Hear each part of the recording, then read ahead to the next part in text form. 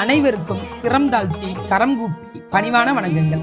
மதுரை வாடிப்பட்டியில இருக்கக்கூடிய சொக்கையா தியான மண்டபம் ஆன்மீகம் வளர்க்கும் இடமாக சொல்லப்படுது. பல பக்தர்கள் மன அமைதி, உடல் நலம் மற்றும் ஆன்மீக வளர்ச்சிக்காக இங்க வந்து தியானம் செய்கிறாங்க. சொக்கையா சுவாமிகள் தீவிர முருக பக்தரா வாழ்ந்த ஞானியாகவே கருதப்படுகிறார். எளிமையான வாழ்க்கை, தியானம் மற்றும் இறை நினைவு ஆகியவற்றை மக்களிடம் போதித்ததாக சொல்லப்படுது. மக்களின் துயரங்களை கேட்டு ஆறுதல் கூறி இறை நம்பிக்கையின் மூலமா மன உறுதியை வளர்த்தார் அப்படின்னு பக்தர்கள் நம்புறாங்க.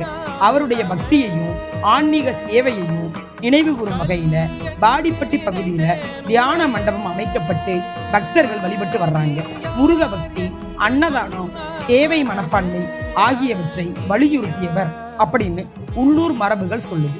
நன்றி. நான் உங்கள் மதுரை மஞ்சு.